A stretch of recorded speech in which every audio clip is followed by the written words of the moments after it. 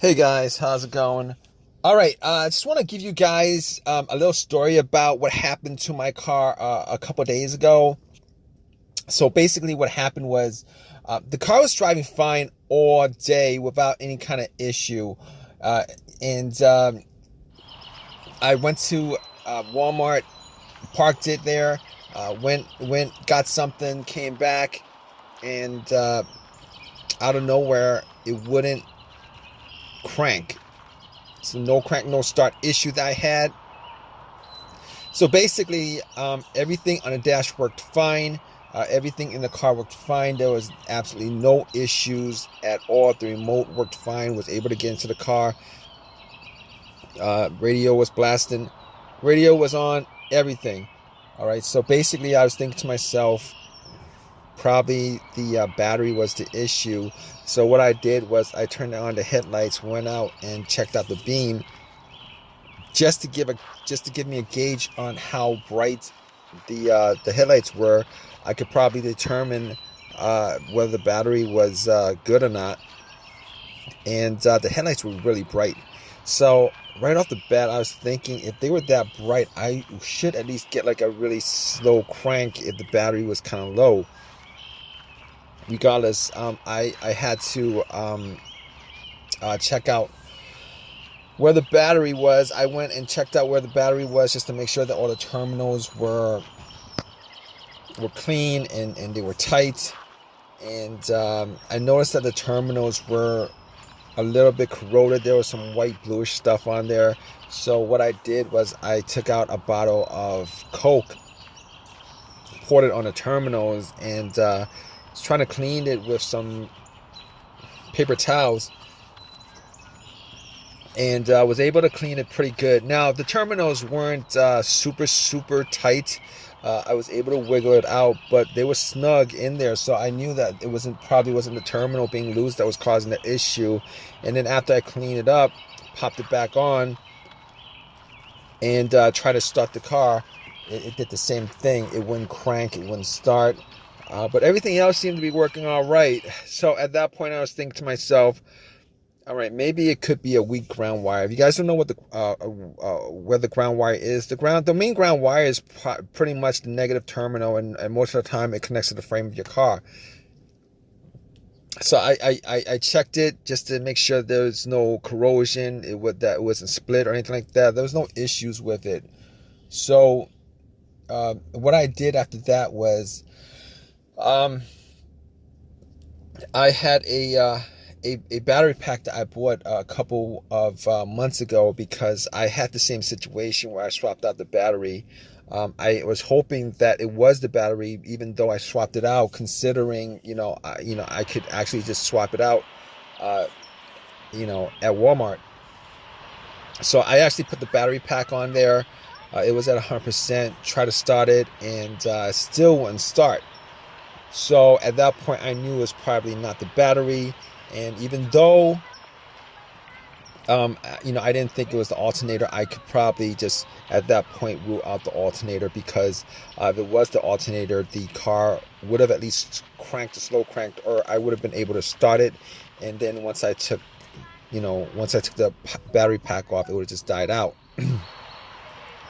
So at that point, I was able to rule out a bunch of stuff. I was able to rule out the battery, the ground cable, and the alternator, even though that probably wouldn't have caused the issue.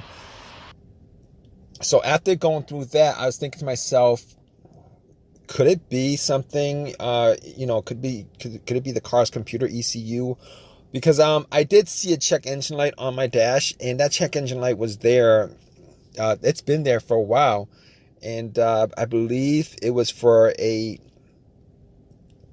O2 sensor issue.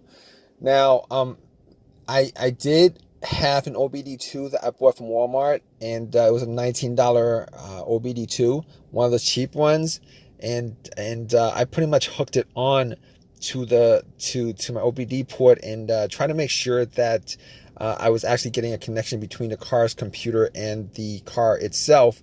It did scan all the way through. Now I'm pretty sure that that the OBD2 wouldn't actually pick up anything that would cause a no crank, no start situation for the most part, except if if if the car's ECU, the car's computer was, you know, for some reason separated from the car.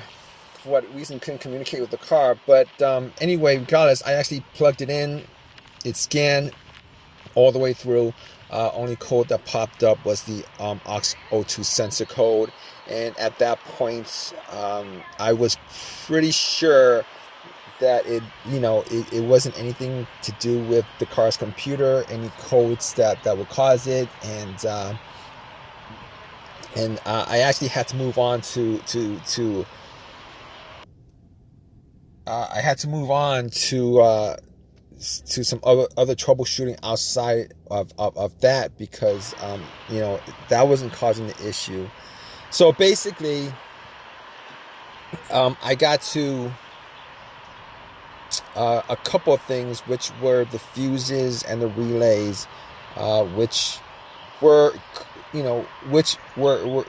highly capable of causing a situation like this. And got to the fuses, checked out all the fuses, just to make sure that none of them were blown. And I was actually looking at them. Now, I didn't have a fuse tester on me. I didn't think it was the fuses. Now, the two situations that I've had where fuse would cause a situation like that, one of those situations was a Honda that I had where the main fuse blew, and I was getting no power throughout the whole entire car. The main fuse was the fuse that connected the battery to the fuse box itself. And that was the previous situation that I have, and I'm pretty sure that wasn't the same situation that I had, so I could rule that out, because I was getting power to everything except it wouldn't start. Now, the other situation I had pertaining to a fuse that caused a no start situation was actually a crank no start situation, and I think one of the fuses actually blew. Then that fuse was connected to the ECU or the fuel pump. And I remember once I changed out that fuse, the car would crank, but it wouldn't stop. Once I changed out that fuse, it was able to start up. So I could rule out those two situations as being, related to a fuse issue that would cause this situation that I had. So, basically, I could rule those things, the fuses out, and the fuses were pretty clean. I didn't smell any kind of burnt smell, and didn't see any kind of brownish, anything brownish, and a brownish appearance on top. So at that point, I was able to kind of rule out the fuses, not at 100%, but I was able to rule out the fuses for the most part. So basically, at that point, I had a situation where I was maybe, it could have been the relays or the starter. That's what the two situations that came up. But I didn't think it was the starter, because I did switch out the starter about, I would say I switched out the starter about a year and a half ago, and that was, it seemed like it was a starter issue, but I didn't really want it to be a starter issue, considering I only put maybe like 20,000 miles on my car, and I think they should last a lot longer than that. But anyway, before I even went there, I looked at the relays, just to see whether they had issues or not. Now, I couldn't make out whether the relays had issues, but I did get to the starter relay. I pulled it out. It looked like it was a bit dirty or whatever, but I had some rubbing alcohol, put it on some paper towel, and wiped the connectors, put it back in, try to start it. It really didn't do anything.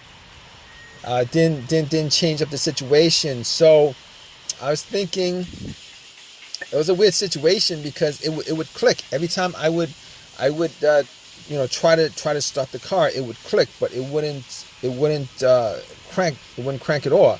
Normally when it clicks, it normally means that the relay is working, because that's what the relays do. When there's electricity going through, that it clicks to connect the connection, to whatever it's relaying the electricity to. But regardless